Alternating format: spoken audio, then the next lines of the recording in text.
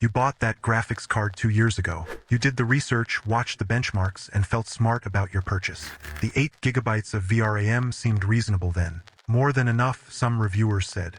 You remember the feeling of sliding it into your motherboard, that satisfying click, the first boot up with settings maxed out and frames soaring high. But something shifted in 2026. You might not have noticed it at first. A stutter here during a cutscene, a texture pop-in during a fast turn. Your frame rate holding steady at 60, then suddenly dropping to 45 for no apparent reason. You blamed your CPU, your drivers, maybe a background process eating resources. You ran benchmarks, checked temperatures, and found nothing wrong. The card was performing exactly as it should. The problem isn't your card. The problem is the world your card now lives in. Game developers don't optimize for 8 gigabytes anymore. They haven't for a while. The PlayStation 5 and Xbox Series X set a new baseline with their unified memory architecture, giving developers around 12 to 13 gigabytes of usable VRAM equivalent. When a studio builds a game, they build it for that console first.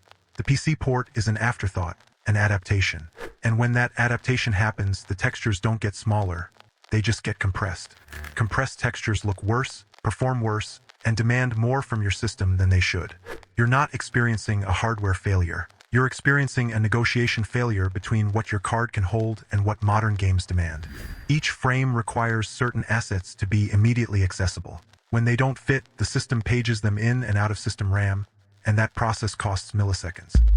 Multiple milliseconds across hundreds of frames becomes a stutter. A stutter becomes a death in a competitive game, a ruined moment in a single-player experience. Let's break down the memory pipeline in practical terms. When your GPU renders a frame, it must load geometry data, albedo maps, normal maps, roughness maps, environment probes, shadow maps, and post-processing buffers. Each asset resides in VRAM until the frame completes.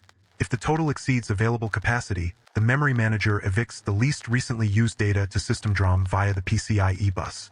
That eviction costs time. A typical PCIe 4.0x16 connection transfers about 24 gigabytes per second. Your VRAM operates at 448 gigabytes per second on a card like the RTX 4060. The disparity is enormous. When the GPU needs evicted data again, it waits roughly 10 to 20 milliseconds for retrieval. A proper frame at 60 Hz should render in 16.7 milliseconds or less. That extra weight pushes some frames beyond the threshold, causing the display to hold the previous frame longer. That is your stutter. You can verify this yourself. Run a game at high settings with VRAM usage above 8 gigabytes, then toggle the texture quality down one notch. Check the frame time graph. The spikes will flatten immediately because the asset set now fits within 7.5 gigabytes. The performance difference often exceeds 20% in minimum frame rates, even though average FPS might appear similar. The smoothness, not the peak number, is what suffers. This issue worsens with ray tracing because BVH structures consume additional memory. An RTX 3060 with 8 gigabytes cannot store both high-resolution textures and an efficient ray tracing structure simultaneously, so the driver either scales ray quality down or suffers even worse paging delays.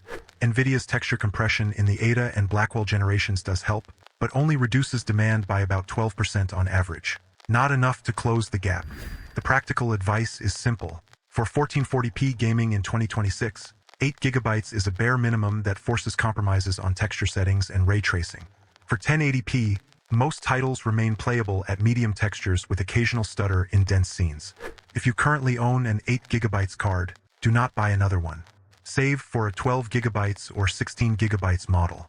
If you cannot upgrade, accept that you will run textures at high rather than ultra and disable ray-traced reflections. That combination keeps most games within the 8 gigabytes envelope without noticeable visual loss. Numbers do not lie, but they can mislead. Average frame rates on 8 gigabytes cards often look acceptable in reviews because reviewers run time demos that avoid complex scenes. Real gameplay tells a different story.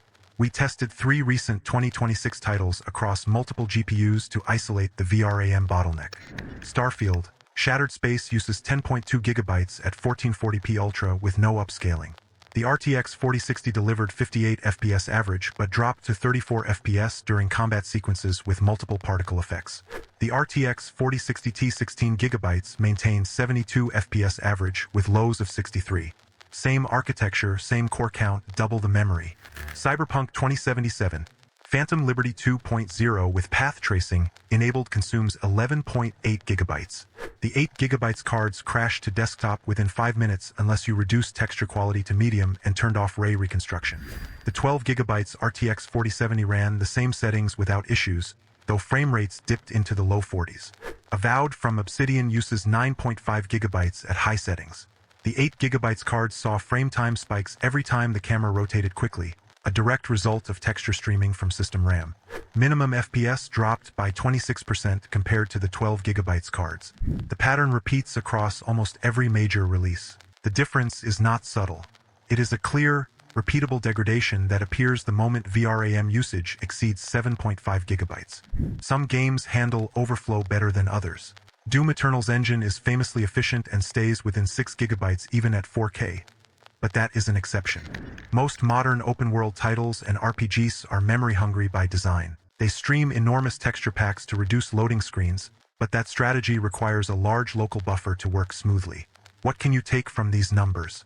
First, ignore average FPS when evaluating an 8 gigabytes card. Look at 1% low FPS and frame time consistency. Second, if you own an 8 gigabytes card, test your favorite games with hardware monitoring on. If you see VRAM usage pinned at maximum and frame time spikes during action, you have hit the wall. Third, do not assume DLSS or FSR will save you. These upscalers render at a lower internal resolution but still require the same texture memory for the final output. They reduce compute load, not memory footprint. The market is moving. NVIDIA's upcoming RTX 5060 is rumored to ship with 8 gigabytes again, which would repeat the same mistake. AMD's RX 8600 series will offer 12 gigabytes at a similar price point. If you are buying new, vote with your wallet. If you are keeping your current card, learn which settings matter most. Texture quality and ray tracing occupy the largest share. Turn those down first, leave other settings high, and you will recover most of the lost smoothness without sacrificing visual clarity. Hey, congratulations, you've reached the end. It's my first video, so it's a little shorter than usual. Subscribe if you got some value from this. I actually have many other videos on different topics, and you can check it out on this channel.